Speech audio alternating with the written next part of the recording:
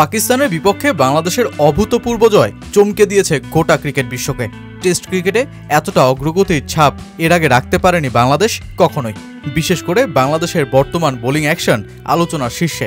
স্পিনে বরাবরই শক্তিশালী দলটা এবার পেসেও নিজেদের শক্তিমত্তার জানান দিয়েছে। তাই তো আসন্ন সফর ঘিরে টিম ইন্ডিয়ার উপর চাপ বাড়ছে আনপ্রেডিক্টেবল বাংলাদেশকে নিয়ে। ভারত সফরে ইবাদত হুসেইনও পেস অ্যাটাকে যুক্ত হওয়ায় সেই শক্তি আরও বাড়ছে।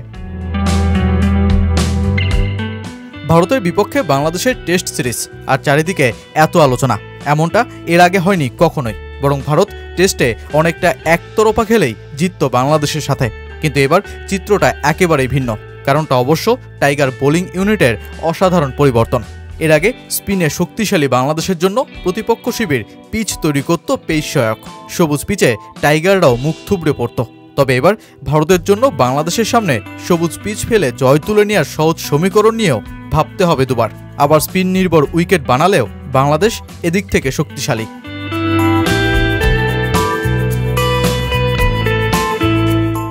বোলিং ইউনিটের অসাধারণ পরিবর্তন আসলেও ব্যাটিং ইউনিটে আজও ভুগছে বাংলাদেশ। টপ অর্ডারে দ্রুত উইকেট পড়ে যাওয়া, দলকে চাপে ফেলার দৃশ্য তো পাকিস্তানের বিপক্ষেও দেখা গেছে। অবশ্য বাংলাদেশের ড্যাশিং ওপেনার খ্যাত তামিম ইকবাল বলছেন, টাইগার বোলিং ইউনিটই ব্যাটসম্যানদের সেই কাজ সহজ করে দেবে। বাংলাদেশ ভালো বোলিং ইউনিট পেলে সেটা ব্যাটসম্যানদের কাজ সহজ করবে। কারণ সাধারণত আমরা বিদেশে গেলে ঘাসের উইকেট পাই। এখন বাংলাদেশের পেসাররা যে মান দেখাচ্ছে, এতে প্রতিপক্ষ আমাদের বিপক্ষে কেমন উইকেট বানাবে এ নিয়ে দুবার ভাববে। কারণ আগে আমরা অনেক বেশি স্পিনারদের ওপর নির্ভরশীল ছিলাম। পেস বোলিং অ্যাটাক এত অসাধারণ ছিল না। ফলে প্রতিপক্ষ তখন সবুজ উইকেট বানাতো, আমাদের জীবন তাতে কঠিন হয়ে যেত। এখন আমার মনে হয় বিদেশ সফরে আমাদের ব্যাটসম্যানরাও কিছুটা সহজতর উইকেট পাবে।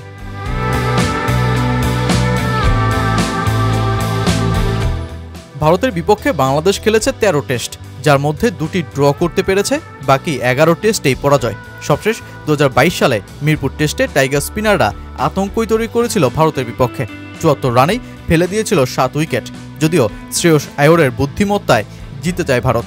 দলটার সাবেক ক্রিকেটার ও বর্তমান ধারাভাষ্যকার আকাশ চোপড়া টিম টাইগার্সদের সেই পুরনো স্মৃতিকে টেনেই বর্তমান টাইগার টেস্ট টিমকে নিয়ে ভাসলেন প্রশংসায়। নিজের ইউটিউব চ্যানেলে আকাশ জানান, এইবার বাংলাদেশের দল কিছুটা ভিন্ন মনে হচ্ছে।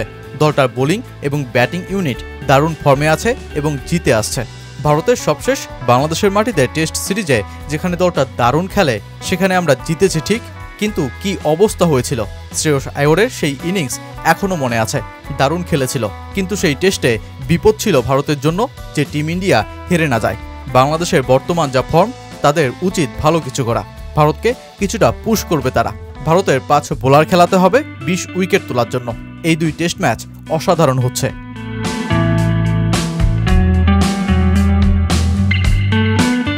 টেস্টে ঘরের মাঠে ভারতের শক্তি নিয়ে কোনো বিতর্ক নেই। টিম ইন্ডিয়ার ডেরায় বড় বড় দলগুলোরও ম্যাচ জিততে ঘাম ছুটে যায়।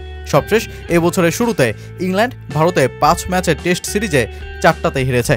এমন অপ্রতিরোধ্য দলকে দারুণ মোমেন্টামে থাকা বাংলাদেশ গুড়িয়ে দিতে পারলে তো সে তো হবে এক নতুন ইতিহাস। তাই তো সেপ্টেম্বরের যেই সিরিজ এখনই আলোচনার পাতায়।